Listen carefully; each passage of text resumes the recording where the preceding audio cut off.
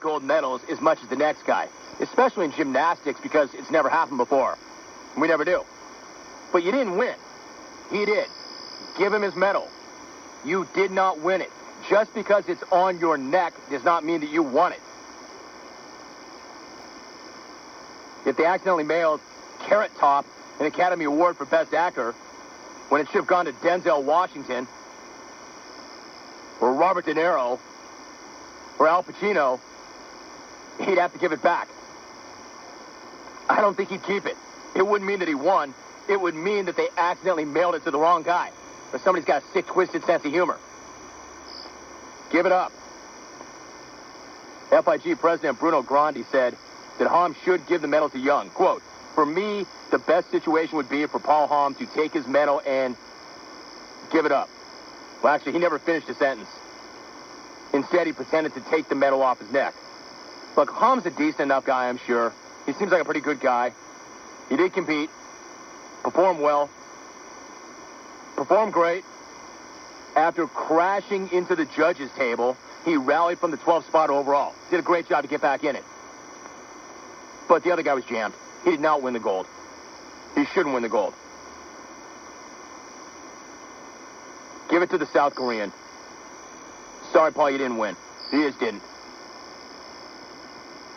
And I would never see it that way. I mean, this guy may be walking around. He may put it in a safe vault. He may wear it to sleep. He may wear it to work or wherever he does with his gold medal. But I'm never going to see that guy as the gold medalist. And I'm not really sure why he thinks he did win. If you want to jump in on that controversy, go ahead. 1-800-636-8686. The one football note I need to get to you. Reportedly, not only have the Jets met with Quincy Carter, but according to one report, they've signed him. Speculation was they were going to meet today, and that if the meeting went well, Carter might sign a one-year deal to back up Chad Pennington. Tells you how desperate the Jets are for some depth at quarterback. Their projected backup to Pennington is second-year player Brooks Bollinger.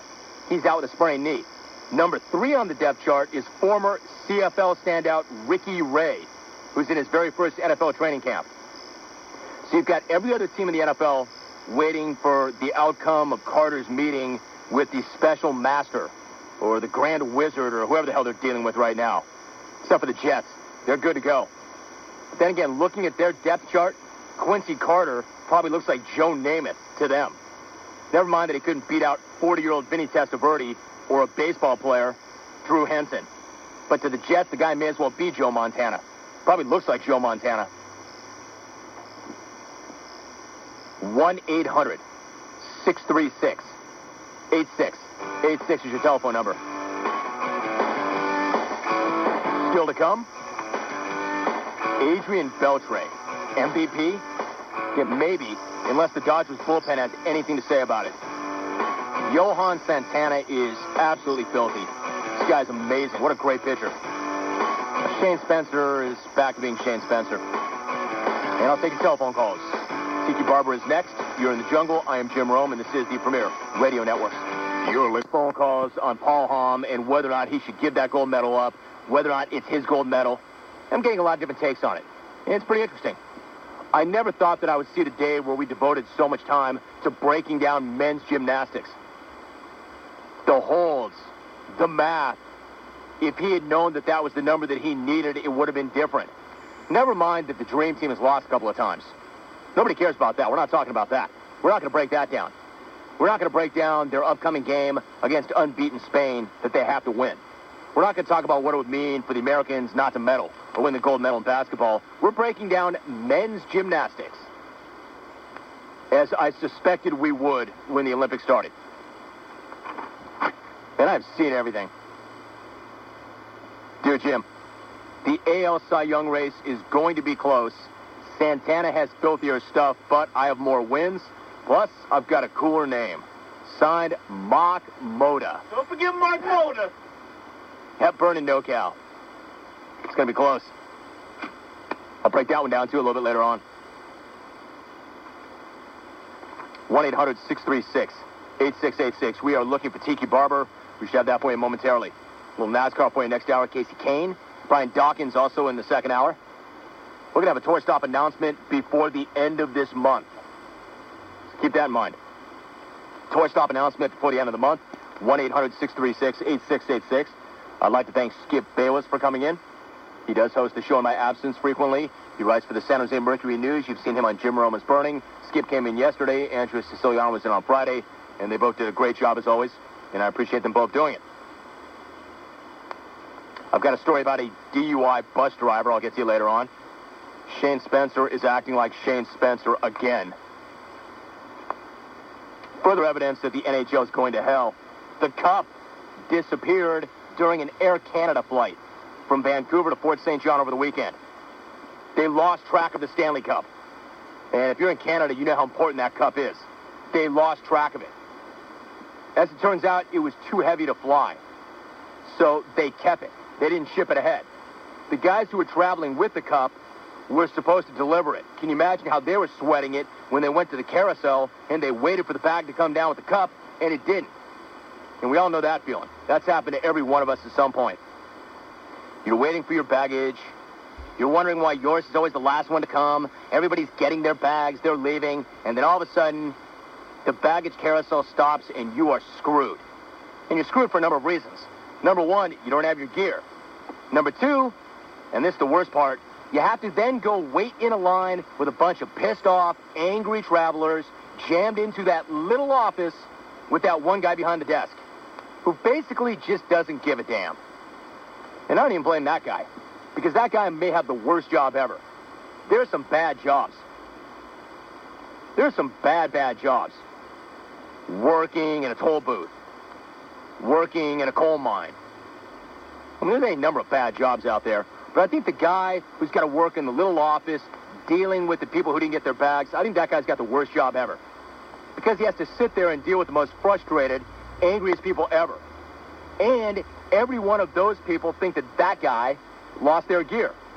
When he didn't. Somebody else did. You know, the guy's thinking, hey, just because I have the same airline logo on my shirt doesn't mean I lost your bag. Somebody else did. Probably one of those methed up ponytails working down on the tarmac. That guy lost your job. Or lost your bag, not me. That guy's got a bad job. So you take all of that, and on top of it, these guys traveling with the Stanley Cup basically lost the one bit of merchandise, the one thing that means more to that nation than anything else. If you need any further evidence that the NHL is dead, that's it. Come to find out, it was just too heavy. They didn't send it along.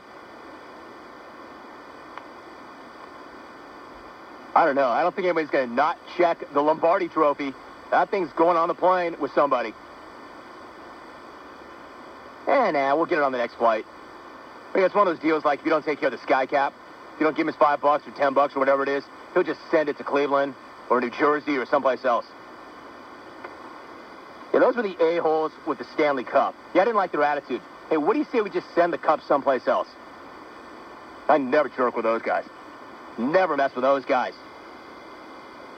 They're just certain people that because of the status of their position,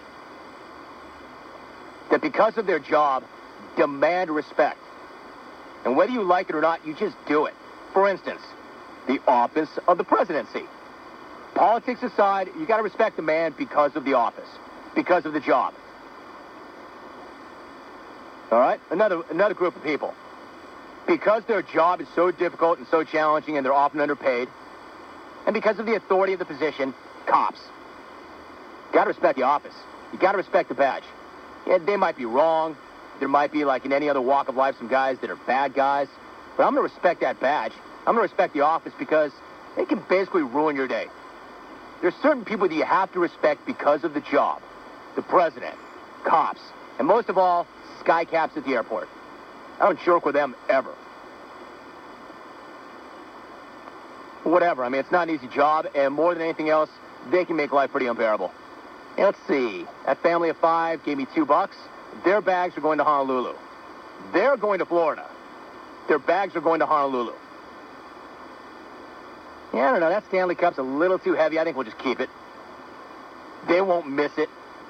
It won't matter. Yeah, I think that Lombardi Trophy's going to get on the plane. 1-800-636-8686 is your telephone number. You want to talk about the Olympics? We certainly can.